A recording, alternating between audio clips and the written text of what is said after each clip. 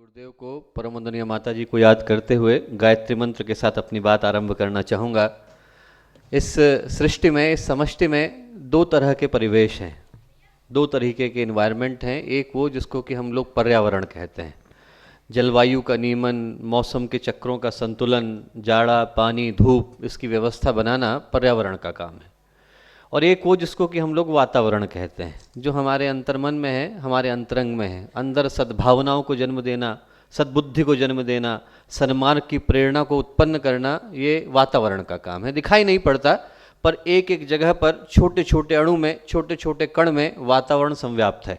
आप लोग मंदिर के अंदर चले जाएं तो आपको एक दूसरी भावना वहाँ पर महसूस होती है। आप लोग क्लब के अंदर बैठ जाएं तो एक दूसरी भावना महसूस होती है।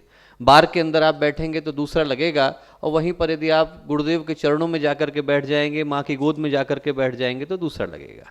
दिखने में कोई अंतर नहीं है, दिखने में वैसी ही दीवारें हैं, वैसा ही रंग है, वैसा ही पेंट चढ़ा हुआ है, वही सीमेंट लगा हुआ है, पर उस जगह का जो वातावरण है वो भिन्न हो जाता है, उस जगह का जो अंतरंग है वो भिन्न हो जाता है।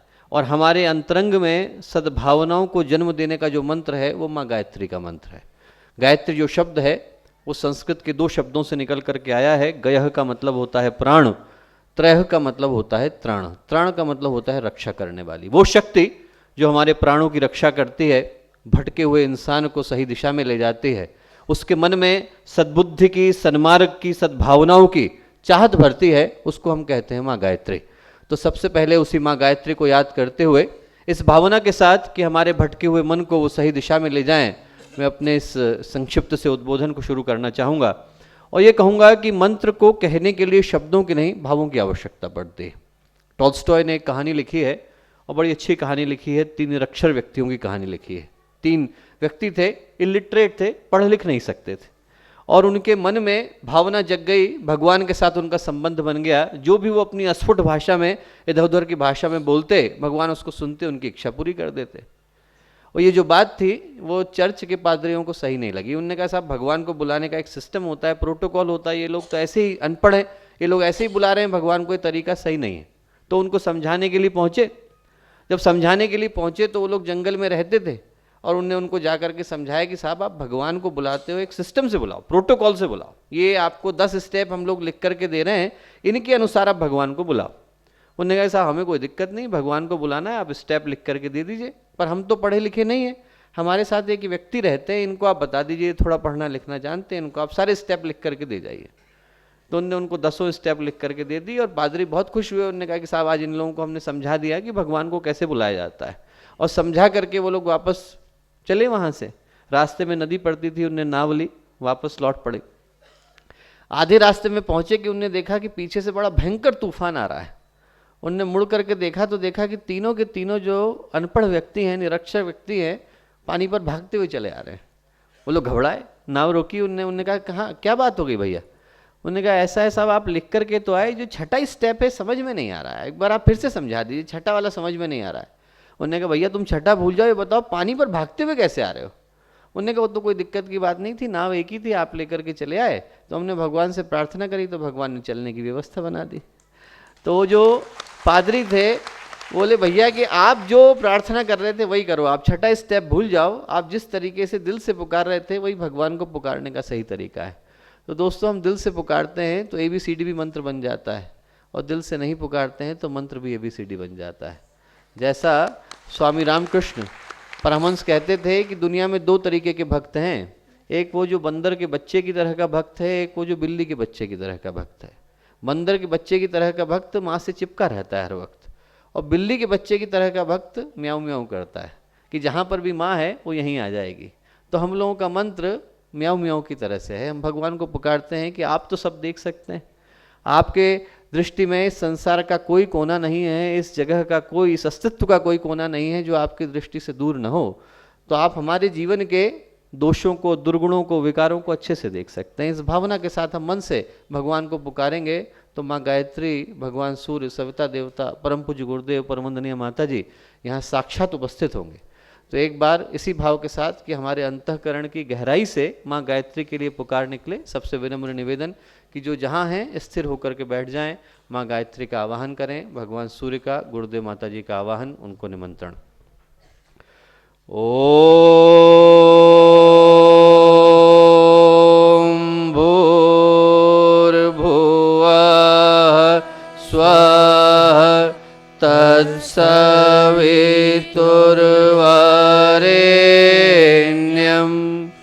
भर्गो देवस्य धीमहि धियो यो नः प्रचोदयात्।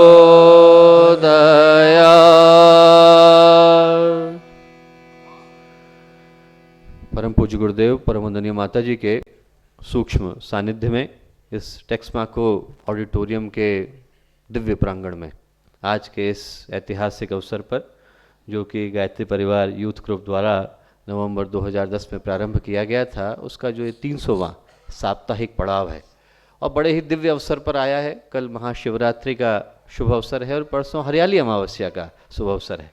साल में एक ही बार हरियाली अमावस्या आती है और इससे ज़्यादा शुभ संयोग नहीं हो सकता कि वो 300वें सप्ताह के अवसर पर आ रही है। तो इस ऐतिहासिक अवसर पर यहाँ हम लोगों के मध्य उपस्थित इस कार्यक्रम के मुख्य अतिथि हम सबके श्रद्धेय आदरणीय ब्रह्मचारी श्री मोराल जी भाई, हम लोगों के आदरणीय श्री नंदा जी, जो कि यहाँ सन 1957 से हैं और देख करके बिल्कुल भी नहीं लगता कि वो 82 वर्ष के हैं। आदरणीय श्री प्रहलाद शर्मा जी भाई साहब, आदरणीय दीदी, आदरणीय श्री तिवारी जी भाई साहब, हम सबके अपने अनन्य आत्मीय श्री रवि शर्मा जी भाई साहब। मेरे हाथ लंबे नहीं हैं, नहीं तो जैसा आदरणीय पापा ने कहा था मैं यहीं से आपकी पीठ पर हाथ रखता, पर निश्चित रूप से कार्यक्रम समाप्त होने के बाद हम लोग गले मिल सकते हैं। और इसके अतिरिक्त शांति कुंज से आए श्री शर्मा जी भाई साहब, श्री कीर्तन भाई साहब, रामअवतार आशीष, आदरणीय श्री सिंह साहब, अरविंद जी भाई साहब, और वो सभी सज्जन जो यहाँ पर बैठे हैं, सभी देवियाँ जो यहाँ पर बंगाल के विभिन्न स्थानों से हैं, बिहार के विभिन्न स्थानों से हैं, झारखंड के विभिन्न स्थानों से हैं, उड़ीसा के विभिन्न स्थानों से हैं, यहाँ तक कि गुजरात और मध्य प्रदेश के विभिन्न स्थानों से हैं। गायत्री परिवार के सभी भाइयों और बहनों, मित्रों, सबसे पहले तो इस ऐतिहासिक अवसर पर, इस महत्वपूर्ण पड़ाव पर, इस सार्थक पहल पर गायत्री परिवार की ओर से, शांति कुंज के प्रत्येक कार्यकर्ता की ओर से, यहाँ के गायत्री परिवार यूथ ग्रुप को, रवि शर्मा जी को, उनकी की पूरी टीम को, जितने भी युवा भाई यहाँ पर लगे हुए हैं, उनमें से प्रत्येक व्यक्ति रवि शर्मा जी का ही रूप है, उन सबको हार्दिक रूप से शुभकामनाएं देना चाहूँगा। क्योंकि जैसा अभी श्रद्धेय कुलाधिपति जी ने कहा कि किसी कार्यक्रम को आरंभ करने के लिए बड़े प्रयास की आवश्यकता नहीं होती। आदमी के मन में क्षणिक उत्साह आता है और आदमी कार्यक्रम को आरंभ कर देता है। उसको बनाए रखने के लिए बहुत धैर्य की और संकल्प की आवश्यकता होती है। और आज जब हम लोग यहाँ पर इस 300वें पड़ाव पर पहुँचे हैं, तो इसको प्राप्त करने के लिए अनेकों एक विषम परिस्थितियों का सामना इनको करना पड़ा होगा, जैसा कि अभी अभी आपने प्रगति प्रतिवेदन में सुना। और उसके बावजूद यदि हम लोग यहाँ आज 6 वर्ष के बाद इस 300वें सप्ताह में आकर के खड़े हुए हैं, तो उसमें यहाँ के प्रत्येक कार्यकर्ता का निरंतर का श्रम, अथक का परिश्रम, अटूट समर्पण, निरंतर का विश्वास, श्रद्धा, ये सारी की सारी चीज़ें उसमें सम्मिलित है। मुझे याद आता है महाभारत की कथा, वो मैं आपको सुनाना चाहूँगा कि महाभारत में जब भगवान श्री कृष्ण बैठे थे और अर्जुन उनके रथ पर सवार थे, तो अर्जुन जब जब बाण चलाते तो सामने कर्ण के साथ जो है तीरंदाजी चल रही थी, कर्ण के साथ धनुर्धरी चल रही थी। तो अर्जुन जब जब तीर चलाते तो कर्ण का जो रथ था वो मीलों पीछे चला जाता था, मीलों पीछे चला जाता था। और फिर कर्ण जो है बदले में जब तीर चलाते तो उनका जो भगवान कृष्ण का रथ था, अर्जुन का जो रथ था, वो कुछ इंच पीछे की तरफ खिसक जाता था। और जैसे ही थोड़ा थोड़ा इंच पीछे की तरफ खिसकता तो भगवान कृष्ण जोर से ताली बजाते और खूब तारीफ करते कर्ण की। तो अर्जुन को बड़ा बुरा लगा। अर्जुन ने कहा कि साहब मैं तीर चलाता हूँ तो वो तो मीलों चला जाता है पीछे, तब आप कुछ नहीं कहते, और जब वो तीर चलाता है और हम थोड़ा सा पीछे की तरफ खिसक जाते हैं तो आप इतनी तारीफ करते हैं, ऐसा क्यों है?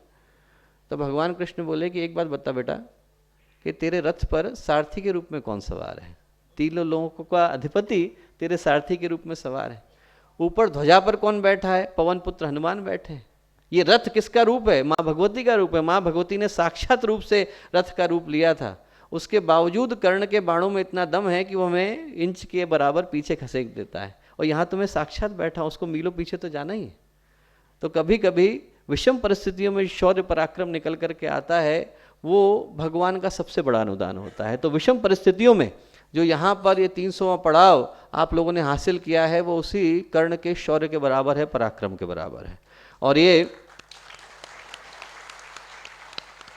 ये जो अद्भुत मुकाम आप लोगों को हासिल हुआ है, इसके लिए मैं एक बार पुनः यहाँ के प्रत्येक सदस्य को दिल से शुभकामनाएं देना चाहूँगा। परंतु ये जो अवसर है ये, इस अवसर पर जो इस मुकाम को आप लोगों ने हासिल किया है, हम लोगों की दृष्टि एक गंभीर और आसन्न संकट की ओर लेकर के जाती है। पर्यावरण का जो संकट हमारे चारों ओर मंडरा रहा है दोस्तों, यदि हम लोग आंखें खोल करके देखें तो जो विगत 200 वर्ष हैं उनको हम लोग मानवीय वैज्ञानिक प्रगति के वर्ष कह सकते हैं। इन दिनों इंसानी आंखों ने वो सभी चमत्कार वैज्ञानिक दृष्टि से देखे, सुने और अनुभव किए हैं जो हमसे पहले की पीढ़ियों ने लाखों करोड़ों वर्षों में नहीं किए थे। इन्हीं दिनों में इंसान जो है चंद्रमा पर जाकर के बैठ गया है, मंगल ग्रह पर जाकर के बैठ गया है, बृहस्पति पर जाकर के बैठ गया है। चिकित्सा अत्याधुनिक हो गई है, कृषि है, अर्थव्यवस्था है, तकनीकी है। मानवीय प्रगति का, मानवीय विकास का ऐसा कोई आयाम नहीं है जहां पर कि विज्ञान की चमकीले पंखों ने अपनी दृष्टि न डाली हो। नतीजा यह है कि हम लोगों का जीवन सुखद है, आरामदेह है, पहले की तुलना में सरल है, सहज है, सुगम है, कंफर्टेबल है, इसमें कोई शंका नहीं। आज से 50 साल पहले जिस काम को करने के लिए हम लोगों को अनेक तकलीफ़ों का सामना करना पड़ता था, आज वो काम पलक झपकते संपन्न हो जाता है। आपको चिट्ठी डालनी थी, आप महीनों तक उसके जवाब का इंतजार करते थे, अभी आप इंटरनेट से डालिए और तुरंत आपको जवाब मिल जाता है। मैसेज करिए, आपको फ़ोन से जवाब आ जाता है। आपको कोई चीज़ डालनी है, आपको पहले यहाँ से हरिद्वार तक की यात्रा करने के लिए महीनों की व्यवस्था बनानी पड़ती थी। अभी आदमी यहाँ से रह करके अगले दिन की मीटिंग लंदन में और उसके अगले दिन की मीटिंग न्यूयॉर्क में प्लान कर सकता है। तो निश्चित रूप से विज्ञान का योगदान मानव के जीवन को सुखद बनाने में रहा है और उसके लिए उसको पूरा क्रेडिट भी जाता है। परंतु और ये जो परंतु है बड़ा गंभीर और चिंताजनक परंतु है कि जहाँ सुख के साधन बढ़े हैं वहीं आदमी का स्वार्थ भी बढ़ा है, अनाचार भी बढ़ा है, अत्याचार भी बढ़ा है। आदमी में, प्रत्येक के मन में भावना आ गई है कि मेरे को अपने स्वार्थों की पूर्ति करने के लिए संबंधों की आहुति देने में संकोच नहीं।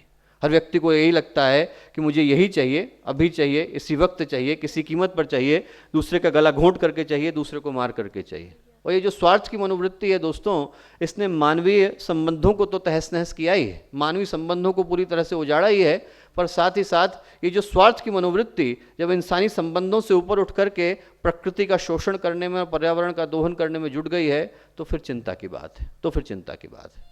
क्योंकि आज मनुष्य संरक्षण की मनोवृत्ति को त्याग कर, प्रगति के इस भौतिकशाली आवरण में संरक्षण की मनोवृत्ति को त्याग कर प्रकृति के दोहन में और पर्यावरण के शोषण में जुट गया है। जब आंखों में हवस बढ़ जाती है, जब चिंतन में निकृष्टता आ जाती है, जब भावनाओं में संकीर्णता आ जाती है, तो जी और जीने दो के सिद्धांतों को कोई नहीं समझता है दोस्तों। न प्रकृति समझ में आती है, न परमात्मा समझ में आते हैं, न परमेश्वर समझ में आते हैं। जब आदमी का स्वार्थ बढ़ जाता है, जब उसको ये लगता है कि मुझे यही चीज़ चाहिए, तो आदमी धरती को भी खगालने में लग जाता है, खनिजों को भी निकालने में लग जाता है। तो फिर हर व्यक्ति बिच्छू की तरह से अपनी माँ का पेट फाड़ कर आगे बढ़ने में गर्व का, गौरव का, उन्नति का बोध समझता है। ये जो स्थिति है ये गंभीर है, ये जो स्थिति है चिंताजनक है। ये जो स्थिति है इसको बदलने की आवश्यकता है, इस पर दोबारा चिंतन करने की, दोबारा मनन करने की, दोबारा कॉन्टेम्पलेशन करने की आवश्यकता है। कुछ मैं आपको स्टेटिस्टिक्स देना चाहूँगा कि ये जो धरती है वैज्ञानिकों की दृष्टि से 4.6 खरब वर्ष पुरानी है।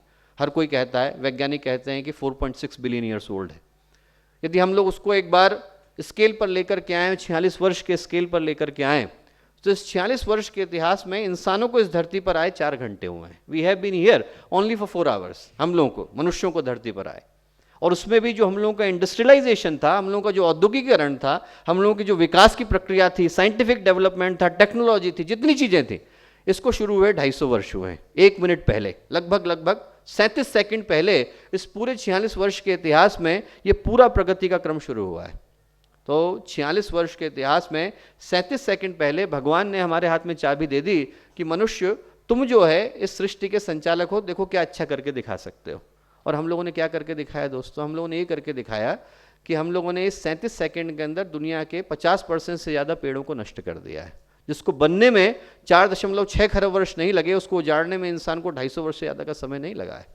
और यदि ये सब कुछ इसी तरीके से चलता रहा तो 2050 तक हम दुनिया की 70 से ज़्यादा प्रजातियां खो चुके होंगे। There would be nothing left. ज़्यादातर लोग दुनिया में इस तरीके से जी रहे हैं कि हम लोग इस धरती पर हॉलीडे मनाने के लिए आए हैं और हम लोगों का कोई दूसरा ग्रह है जो सुरक्षित है, जहाँ पर जाकर के हम लोग आराम से रह सकते हैं। हम लोगों को अपने मन में ये प्रश्न पूछने की आवश्यकता है कि हम अपने बच्चों के लिए क्या छोड़ करके जाना चाहते हैं। शमशान घाट छोड़ करके जाना चाहते हैं, उन लोगों के लिए उजाड़ दुनिया छोड़ करके जाना चाहते हैं। वृक्ष नहीं रहेंगे, प्रकृति नहीं रहेगी, पर्यावरण नहीं रहेगा, नदियाँ नहीं रहेंगी, पानी नहीं रहेगा, जलवायु नहीं रहेगी, मौसम नहीं रहेगा, तो उनके लिए रहेगा क्या? किसके लिए वो लोग जिएंगे और क्यों जिएंगे? क्या हम छोड़ करके जाना चाहते हैं? मैं आपको गंगा जी का उदाहरण दे करके बताना चाहता हूँ। दोस्तों, आप लोग आएँ बचपन से पला बड़ा हूँ, हम लोगों का नित्य प्रति का नियम रहा है कि हम लोग वहाँ जाते थे अर्घ्य देने के लिए। और कितनी भी विपन्न परिस्थितियां हो, कैसा भी मौसम हो, आप गंगा जी में जाइए तो जो जहाँ से मुख्य धारा निकलती है, जिसको कि हम लोग नील धारा बोलते हैं, वहाँ से आप जाइए तो वहाँ पर कहते थे कि 1.5 हाथी के बराबर पानी रहता है। आदमी यदि एक बार उसको पार कर लेता था तो बड़ी उपलब्धि माना जाता था। अभी छोटा सा बच्चा भी टखने टखने पानी में उसको पार कर जाता है। मानसून की बात मैं नहीं कहता, उस समय में तो पानी भर जाता है, बाकी समय में आप चले जाइए, नवंबर दिसंबर में चले जाइए, जनवरी में चले जाइए, टखने टखने पानी आदमी पार कर लेता है। हम लोगों को ये प्रश्न पूछने की आवश्यकता है कि हम लोग अपने बच्चों को गंगा का इतिहास पढ़ाना चाहते हैं कि भूगोल पढ़ाना चाहते हैं? उनको ये पढ़ाना चाहते हैं कि गंगा यहाँ से बहा करती थी, कि उनको ये पढ़ाना चाहते हैं कि गंगा ऐसी दिखा करती? ये प्रश्न हम में से प्रत्येक व्यक्ति को अपने आप से पूछने की आवश्यकता है। और ये गंभीर इसलिए है दोस्तों, क्योंकि हमारी संस्कृति में, हमारे चिंतन में, हमारे दर्शन में, हमारे दृष्टिकोण में आत्मवत् सर्वभूतेषु की भावना थी। हम लोग कण कण में, अणु अणु में प्रकृति के, परमात्मा के, परमेश्वर के हस्ताक्षर को स्वीकार करते थे। जलवायु का चक्र भगवान चलाते थे, जमीन को उपजाऊ माँ पृथ्वी बनाती थी, ऊपर से वर्षा जो है वरुण देव लाते थे। हर जगह पर एक एक भगवान की एक एक दिव्य सत्ता की उपस्थिति थी। और ये सारी की सारी दिव्य सत्ताएं इसलिए थी कि हम लोग प्रकृति के प्रति अपने कृतज्ञता को ज्ञापित कर सकें, अपना जो उनके प्रति सम्मान है उसको हम लोग ज्ञापित कर सकें। आप लोग जानते हैं कि जो यज्ञ की व्यवस्था है, जो यज्ञ की व्यवस्था, अभी इतना बढ़िया नाम आप लोगों ने जो यहाँ पर रखा, वृक्ष गंगा अभियान के साथ उसको नाम रखा वृक्ष गंगा महायज्ञ। और वो महायज्ञ कई मायनों से सही है, क्योंकि जो यज्ञ की व्यवस्था है वो एक तरीके से प्रकृति के प्रति अपने समर्पण को व्यक्त करने की व्यवस्था है। यज्ञ में जो यज्ञ के पीछे का भाव है वो यही भाव है दोस्तों कि हम लोगों ने जो समाज से ऋण लिया है उसको हम लोग चुका दें। समाज का हमारे ऊपर बहुत ऋण है, हमें दिखाई नहीं पड़ता पर बहुत सा ऋण है। हम लोगों ने इस दुनिया से ऑक्सीजन ली है, वायु ली है, इसको शुद्ध वायु करके लौटाना, इसको शुद्ध भावनाएं करके लौटाना, इसको शुद्ध संस्कार करके लौटाना, ये यज्ञ के पीछे का मूल भाव था। जब हम लोग यज्ञ करते थे तो जो प्रकृति से हमने लिया है वो वापस प्रकृति को लौटाते थे। आप लोग देखें तो दुनिया की पहली और अकेली जीरो वेस्ट मैनेजमेंट कोई प्रोसेस हो सकती है तो यज्ञ की प्रोसेस हो सकती है। जो जो हमने प्रकृति से लिया वापस प्रकृति को लौटा दिया।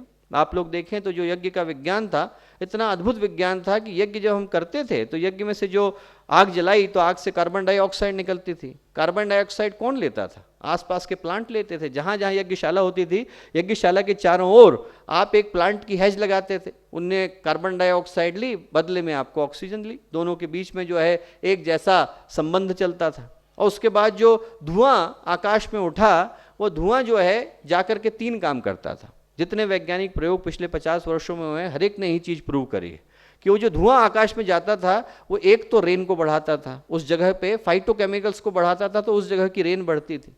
दूसरा, उस जगह के एयर पॉल्यूशन को कम करता था, टोटल सस्पेंडेड सॉलिड को कम करता था, जाकर के बैक्टीरियोलॉजिकल काउंट को खत्म करता था, सारे के सारे वाटर पॉल्यूशन को खत्म करता था। और इसके अतिरिक्त क्या करता था?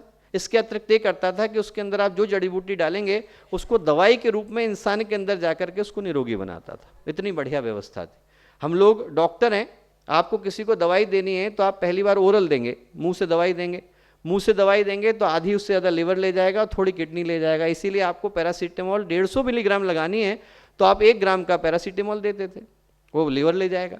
दूसरी उससे अच्छी व्यवस्था है कि आप इंजेक्शन लगा दीजिए, पर इंजेक्शन लगाने में इन्वेजिव प्रोसेस है, आदमी को कष्ट होएगा। सबसे सरल और आसान तरीका है कि आप इन्हेलेशन से एनेस्थीसिया दे दीजिए। आपको किसी को बेहोश करना है तो आप उसको इन्हेलेशन से देंगे, सुंघा करके देंगे, कोई कष्ट नहीं होता, सारी की सारी दवाई तुरंत चली जाती है।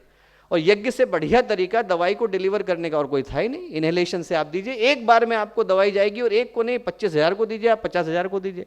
15 किलोमीटर के एरिया में जो जो आएगा वो सब के सब उस दवाई को लेकर के जाएंगे। इतनी बढ़िया पर्यावरण को बनाने की जो व्यवस्था थी वो यज्ञ के माध्यम से व्यवस्था थी। और जो बाकी बच जाता था, जितनी राख बच गई, जितनी भस्म बच गई, वो सारी की सारी सॉइल न्यूट्रिएंट्स में रिच थी। उसको आप ले जा करके कृषि के क्षेत्र में डाल दीजिए, जहाँ जहाँ आप डालेंगे वहाँ वहाँ पर पैदावार बढ़ेगी। जितना हमने प्रकृति से लिया वापस प्रकृति को लौटा दिया।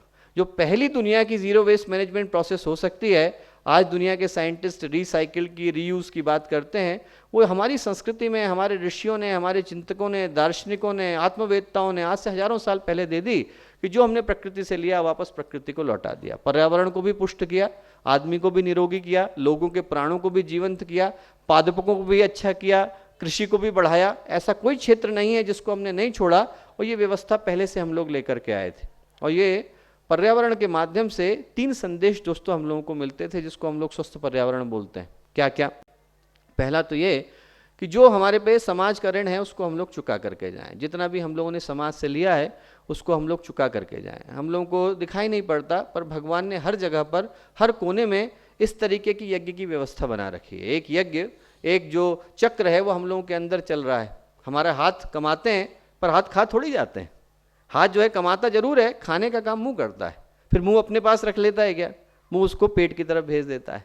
पेट उसे अपने पास रख लेता है क्या? पेट उसे आंतों की तरफ भेज देता है। आंतें उसे अपने पास रख लेती हैं क्या? आंतें भी नहीं रखती, उसे पूरे शरीर में बांट देती हैं।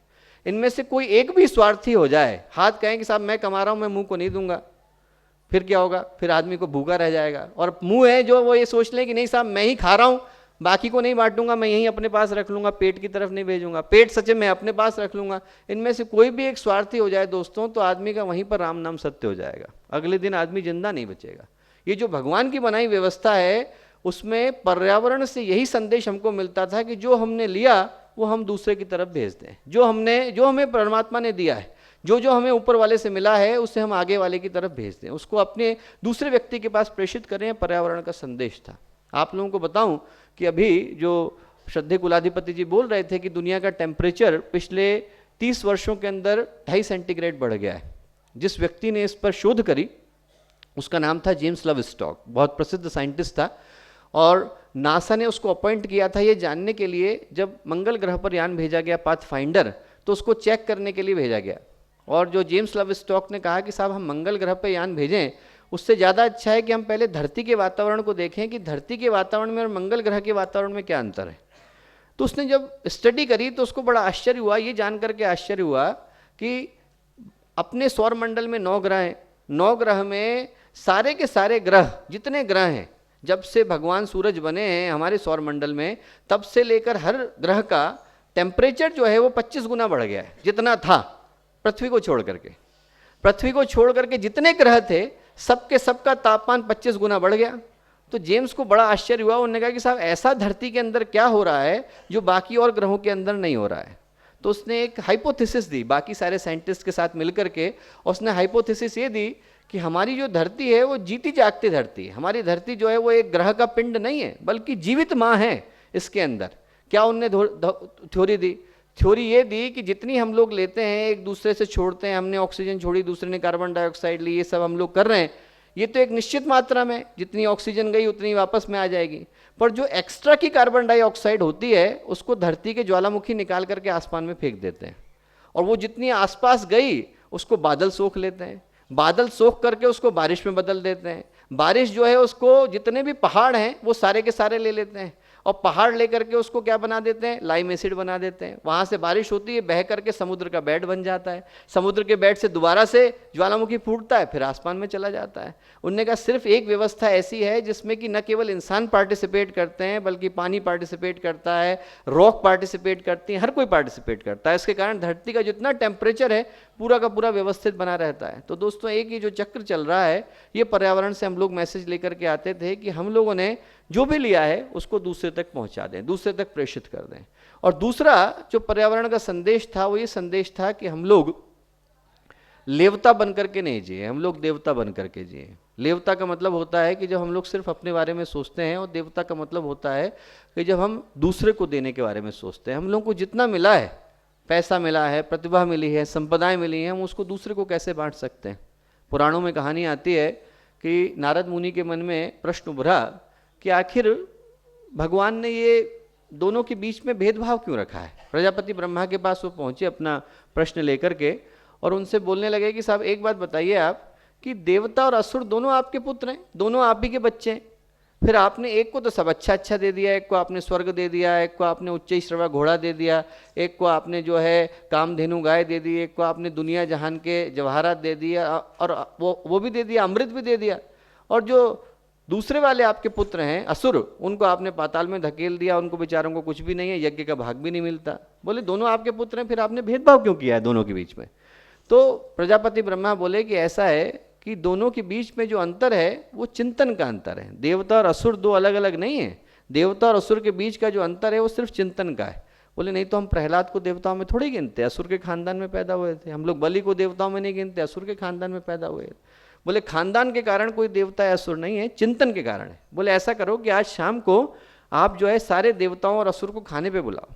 खाने पे बुलाया गया, खाना परोस दिया गया, सारे प्रत्यभि देवता, जितने भी देवता हैं, यक्ष गंधर्व किन्नर सब आ गए, सब लोग बैठ गए लाइन लगा करके। और प्रजापति ब्रह्मा ने आकर के घोषणा करी, बोले कि साहब खाना सबको मिलेगा, कोई दिक्कत की बात नहीं है, पर खाते समय में एक शर्त है कि आपको अपनी कोहनी को मोड़े बगैर खाना है। कोहनी नहीं मोड़नी चाहिए, कोहनी को मोड़े बगैर खाना है। असुर जो है घबराए, उन्होंने कहा साहब ये खाने का क्या डाला? उसने लिया, अपने भाई के मुंह में डाला, सबके सब तृप्त होकर के उठे। नारद ऋषि की समझ में आ गया कि देवता होने का अर्थ वो है जो अपनी संपदा को बांटना सीख जाता है।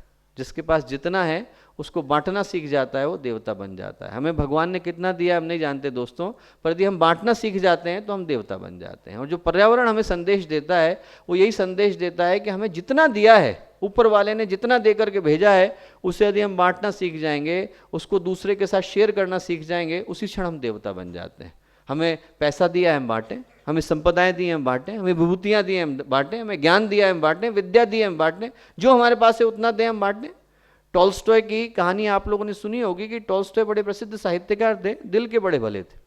वो जब जब अपने घर से निकलते तो खाली होकर के लौटते, तो उनकी पत्नी को बहुत क्रोध आया। उनने कहा कि साहब हर बार जाते हैं आप खाली होकर के आ जाते हैं। तो उनने उनसे कहा कि आप पीछे के दरवाजे से निकला करो। पीछे के दरवाजे से निकले तो पीछे भी बहुत सारे लोग इकट्ठे हो गए। अब टॉल्स्टॉय ने देना शुरू करा, उनने किसी को पैसे दिए, किसी को अपना कोट दिया, किसी को उनने हैट दिया, खाली हो गए थोड़ी देर में, बिल्कुल जेब खाली हो गई। एक व्यक्ति था, बैसाखी पे चलता हुआ आ रहा था धीरे धीरे। अब टॉल्स्टॉय ने उसको देखा तो आंसू आ गए उनकी आंख में, ने गले लगा लिया उसको। बोले भाई तेरे को देने के लिए तो मेरे पास कुछ नहीं बचा, कल आऊँगा तो फिर लेके आऊँगा। तो आदमी जो है वो रोने लग गया। उन्होंने कहा साहब आप कैसी बात कर रहे हैं, आज आपने वो दे दिया जो आज तक किसी ने नहीं दिया। बोले पैसे देने वाले तो बहुत मिले, प्यार देने वाला कोई नहीं मिला। तो दोस्तों प्यार देने वाले तो हम बन सकते हैं। पर्यावरण का ये संदेश तो हम अपने साथ ले ही जा सकते हैं दोस्तों कि हमारे पास जितना है उसको हम बांट सकते हैं। नदी कभी संकोच नहीं करती कि इतनी सी धारा है तो मैं रोक करके जाऊं। बादल कभी संकोच नहीं करता कि इतना सा ही हूं तो बरसा के नहीं जाऊं। जमीन कभी संकोच नहीं करती कि थोड़ी सी हूं उपजा करके नहीं जाऊं। आप बिल्कुल बंजर स्थानों में चले जाइए, थोड़ी सी भी जमीन है, थोड़ी सी भी मिट्टी उपजाऊ है तो वहां पर एक पौधा जरूर निकल करके आएगा, एक पौधा जरूर निकल करके आएगा। जब वो संकोच नहीं करते, हम संकोच करने वाले कौन होते हैं, हम रोकने वाले कौन होते हैं। भगवान ने हमें दिया है, इस दुनिया में हम लोग नंगे आए थे, जितना मिल गया था वो तो बोनस ही बोनस है। तो फिर भगवान की मिली हुई चीज को वापस लौटाने में संकोच कैसा है। जिस दिन हम लोग ये सीख जाते हैं दोस्तों, उस दिन हम लोग देवता बन जाते हैं। जो सही पर्यावरण का संदेश है वो ये कि जितना भगवान ने दिया है उसे हम बांट करके जाएं। नदी देने में संकोच नहीं करती, वृक्ष देने में संकोच नहीं करते, पहाड़ देने में संकोच नहीं करते, जमीन देने में संकोच नहीं करती, जितना प्रकृति का एरिया है वो देने में संकोच नहीं करता। हमें भी देने में संकोच नहीं होना चाहिए। पंडित चिदंबर दीक्षित थे, कर्नाटक के बड़े प्रसिद्ध संत थे। उनके पास एक महिला जो थी वो रोज जाती थी और कहती थी कि साहब आप आशीर्वाद दे दीजिए, मेरे बच्चा हो जाएगा। बहुत समय से बच्चा नहीं हो रहा था उसके। पंडित चिदंबर दीक्षित ने कहा कि ठीक है बेटा, भगवान जब बनाएगा व्यवस्था तो मैं कुछ करूँगा। एक दिन जो है उनके पास चने थे बहुत सारे, तो आए, उनने उस महिला के झोली में चने रख दिए और वो बैठ करके खाने लग गई। और पंडित दीक्षित देख रहे थे उसे। इतनी देर में एक लड़का आया छोटा सा भीख मांगते हुए, उसने उनकी ओर हाथ फैलाया कि मुझे भी चने दे दो थोड़े से। तो महिला ने एक चपत मार के भगा दिया उसे। अब पंडित दीक्षित जो है वो जब वापस गई प्रणाम करने, तो पंडित दीक्षित बोले कि एक बात बता बेटा, कि जो चने तेरे थे भी नहीं, मुफ्त के थे, तुझे तो किसी और ने दिए थे, उसको देने में तुझे इतना संकोच है तो भगवान अपनी प्रिय आत्मा तुझे कैसे दे देगा। दिल को तो खोलना पड़ेगा। तो जब दिल खुलता है दोस्तों तो फिर देवता बन जाते हैं हम लोग। तो फिर हमारे अंदर की सद्भावनाएं जागृत हो जाती हैं। हम में से प्रत्येक के अंदर ये संभावना है कि हम में से प्रत्येक व्यक्ति देवता बन सकता है। जो पर्यावरण का संदेश है वो यही संदेश है कि हम लोग जितना हमें ऊपर वाले ने दिया है उसे बांट करके जाएं, दूसरे को दे करके जाएं। और जो तीसरा संदेश पर्यावरण का है कि हम अंतिम समय तक शुभ कर्म करते हुए जाएं। आप लोग जानते हैं कि अग्नि संस्कार हम लोग करते थे, तो अग्नि संस्कार करते समय में व्यक्ति की जो वो शव होता था उसको हम लोग शैया पर लिटाते थे। और शैया पर लिटा करके कौन से मंत्र बोलते थे? आयुर्यज्ञेन कल्पताम, चक्षुर्यज्ञेन कल्पताम, बाहुर्यज्ञेन कल्पताम। हे प्रभु, हे प्रकृति माँ, आपने हमें आयु दी, वापस लौटा रहे हैं। आपने हमें बाहुएं दी, वापस लौटा रहे हैं। आपने हमें आंखें दी, वापस लौटा रहे हैं। अंतिम संस्कार भी एक यज्ञ था कि हमने जो प्रकृति से लिया है, परमात्मा से लिया है, उसे वापस लौटा करके जा रहे हैं। जितना हमें मिल गया है हमारे जीवन के लिए पर्याप्त था, वापस लौटा करके जा रहे हैं। तो जो पर्यावरण का सच्चा संदेश है दोस्तों, वो यही संदेश है कि हमें जो जो ऊपर वाले ने दिया है उसे हम लौटा करके जाएं। वृक्ष लगाने का मतलब यही है कि प्रकृति ने जो हमें दिया है वापस लौटा करके जाएं, अपने पास रोक करके नहीं जाएं, वापस लौटा करके जाएं। और आज जब प्रगति इतनी हो गई है, हम लोगों ने उत्पादन के इतने साधन बढ़ा लिए हैं, तो चिंता इसी बात की है कि सृष्टि का संतुलन कहाँ जाएगा। एक तरफ हम लोग भगे चले जा रहे हैं बिना ये सोचे कि यदि हम सिर्फ धरती को खंगालते चले जाएंगे, खनिजों को निकालते चले जाएंगे, सारी चीज़ों को एक तरफ से उठाते चले जाएंगे, तो हम छोड़ करके क्या जाएंगे। जो स्थिति आज ही है वही इतनी गंभीर और चिंताजनक है कि भविष्य की सोच करके सिहरन हो जाती है। आज जलवायु को आप देख लीजिए, मौसम जो है कहर बरपाते हैं। कहीं पर भी आप चले जाइए, जब बरसात होनी है तो नहीं होती, जब होती है तो इतनी होती है कि आदमी कंट्रोल नहीं कर पाता। दुबई में बारिश हो रही, दुबई में बर्फ़ गिर रही है, ऑस्ट्रेलिया में पहली बार स्नोफॉल हुआ, और लाटविया में और पूरे के पूरे इंग्लैंड में इस समय गर्मी की वेव चली हुई है। वहाँ पे 40 डिग्री का टेम्परेचर है। जिनने ज़िंदगी में 30 का टेम्परेचर नहीं देखा वो लोग 40 देख रहे हैं। मौसम कहर बरपा रहे हैं। ज़मीन जो है वो अन्न की जगह पर जहर निकाल करके दे रही है। पानी जो है पीने लायक नहीं बचा है। तो दोस्तों यदि यही स्थिति रही तो फिर बहुत ज़्यादा गंभीर और चिंताजनक होगी। और इसीलिए परम पूज्य गुरुदेव ने कहा, और आज से वर्षों पहले कहा, कि हम लोगों को 3 संकल्प अपने अपने हाथ में लेने की आवश्यकता है। क्या? पहला गुरुदेव ने बोला वृक्ष गंगा अभियान। और वृक्ष गंगा में सीधा साधा उद्देश्य जो है वो तो यही है कि हमने जो प्रकृति से लिया वापस प्रकृति को लौटाएं, हरा भरा बनाएं, इसको जगह को उपजाऊ बनाएं, समतल बनाएं। पर उसमें छोटे छोटे प्रयोग हैं जो हम में से हर व्यक्ति कर सकता है। गुरुदेव ने 2 प्रयोग दिए, तरु मित्र का और तरु पुत्र का। तरु मतलब पेड़, मित्र का मतलब दोस्त। तरु का मतलब पेड़, पुत्र का मतलब बच्चा। उन्होंने कहा कि साहब आपके घर में लगाया पेड़ है, एक आपके घर में लगा हुआ पेड़ है, आप उसके दोस्त बन जाइए। दोस्त बनने का मतलब क्या होता है? दोस्त बनने का मतलब होता है कि उसके सुख दुख कष्ट में भागीदार बन जाइए। वो जो पेड़ है अब वो सिर्फ पेड़ नहीं रह गया, आपके घर में लगा हुआ एक दरख्त नहीं है, बल्कि वो आपका जीता जागता दोस्त है। उसकी सारी तकलीफ़ों की जिम्मेवारी आपकी है। उसको पानी देना आपकी जिम्मेवारी है, उसका जन्मदिन मनाना आपकी जिम्मेवारी है, उसकी ये इंश्योर करना कि उसको कोई कष्ट नहीं हो रहा, जिम्मेवारी हमारी है। तो दोस्तों एक हमारे घर में यदि कहीं पर भी पेड़ लगा हुआ है उसके हम लोग मित्र बन जाएं। दूसरा, यहाँ से हम लोग पेड़ लेकर के जाएं। ये जो संकल्प है वो आज 27,802 पौधों तक पहुँच गया है। 300 हफ्तों के अंदर 27,802 पौधों तक पहुँच गया है। और ये हम लोगों का पूरा विश्वास है कि जब ये 500 हफ्तों तक पहुँचे तो 27,802 नहीं होना चाहिए, तब संख्या लाखों में होनी चाहिए। और वो लाखों में तब होएगी जब आप में से प्रत्येक व्यक्ति इसको सिर्फ कलकत्ता तक सीमित न रखे। यहाँ पे जो व्यक्ति अन्य स्थानों से आए हैं, अन्य शहरों से आए हैं, तभी क्रांति का उद्देश्य पूरा होता है जब चिंगारी निकलती है और वो जहाँ गिरती है वहाँ पर एक नए दावानल का रूप लेती है। आप में से जो व्यक्ति आया है, 1 पर्सन इज सफिशिएंट।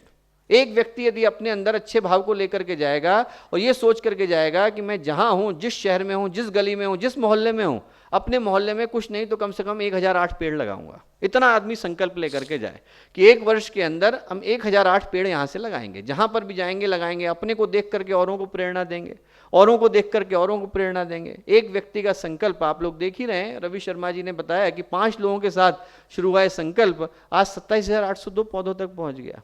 यदि आप में से प्रत्येक व्यक्ति इस संकल्प को लेकर के जाए कि साहब तरुमित्र हम लोग लगाएंगे, तरुपुत्र बनाएंगे, आज करीब 1 करोड़ वृक्षों का, जैसा कि कुलाधिपति जी ने बोला, सीता अशोक के पेड़ हम लोग लगा रहे हैं और वही उपहार में भी सभी लोगों को दे रहे हैं।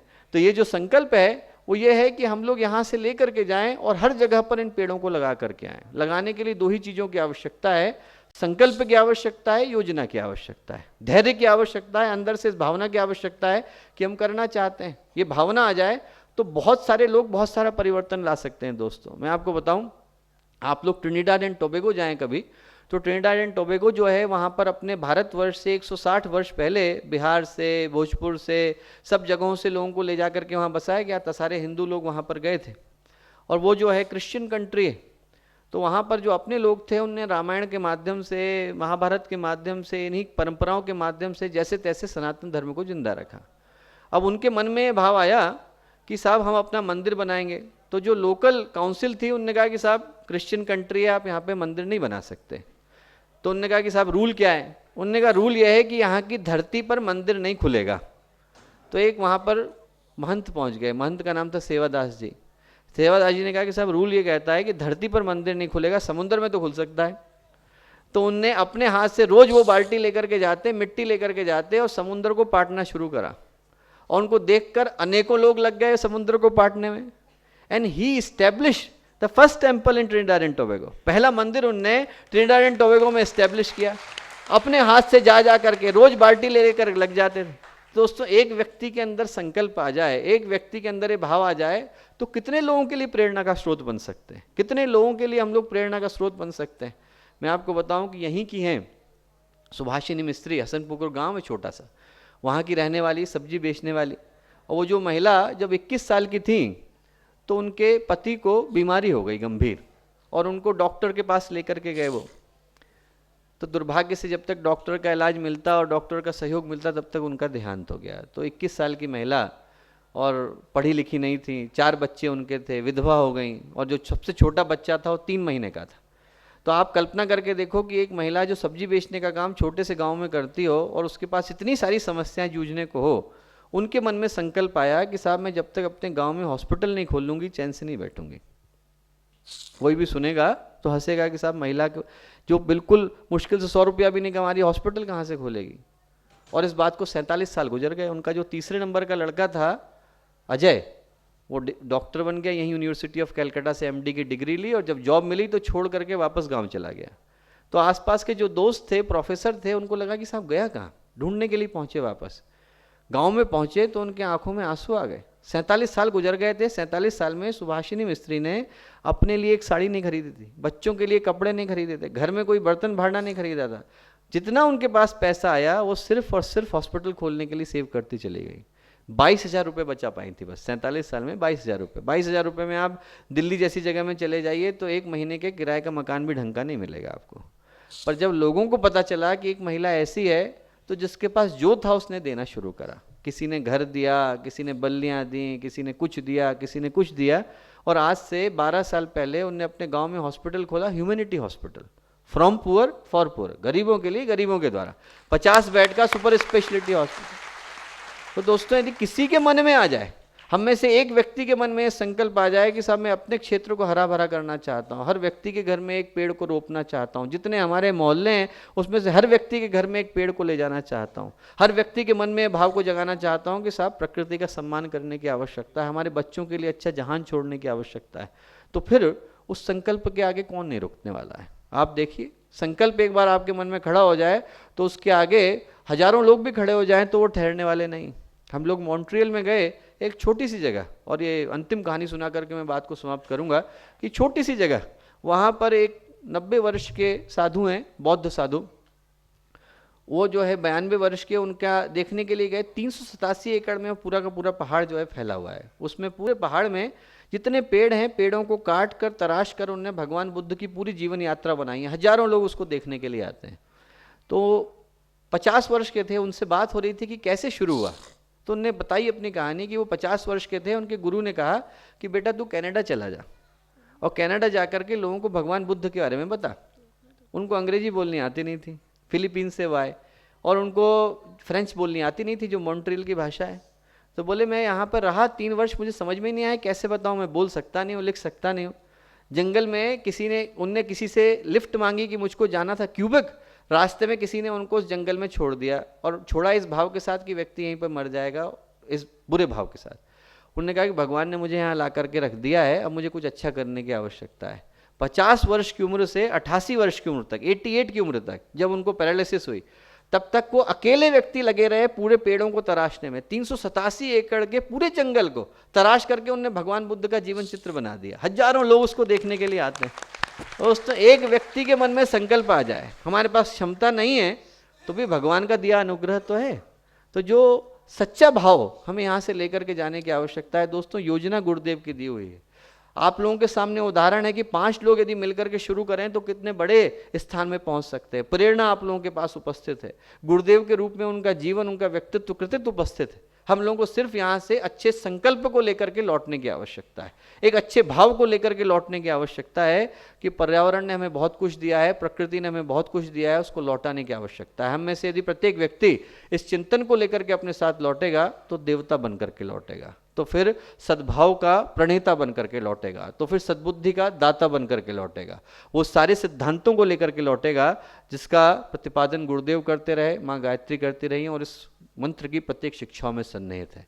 तो भगवान करे कि आप लोग यहाँ जिस स्वच्छ पर्यावरण के भाव को लेकर के आए और इतने महत्वपूर्ण अवसर पर आए, जहाँ पर इतना बढ़िया उदाहरण आप लोगों के सामने है, जहाँ पर गायत्री परिवार यूथ ग्रुप कलकत्ता का रवि शर्मा जी के साथ प्रत्येक यहाँ का कार्यकर्ता अपने आप में इस बात का जीवंत उदाहरण है कि यदि हम लोग एक संकल्प को लेकर के डट जाएं तो फिर क्या नहीं कर सकते हैं। तो इस भाव को हम लोग अपने साथ लेकर के जाएं कि वो पर्यावरण जो माँ के रूप में, प्रकृति के रूप में हमारे जीवन के हर आयाम की देखभाल करता है, उसको भी हम लोग कुछ लौटा करके जाएं। अपने बच्चों के लिए एक अच्छा जहान छोड़ करके जाएं, एक अच्छी दुनिया छोड़ करके जाएं, हरी भरी खुशहाल दुनिया छोड़ करके जाएं और यहाँ से एक सच्चा सार्थक, एक उद्देश्यपूर्ण संकल्प लेकर के जाएं। तो फिर हम लोगों का यहाँ पर आना और आप लोगों का इतनी इतनी दूर से यहाँ पर आना सार्थक हो सकेगा, अपने अभीष्ट को प्राप्त करेगा। इतनी देर तक इन बातों को इतने धैर्य से सुनने के लिए बहुत बहुत धन्यवाद। बहुत बहुत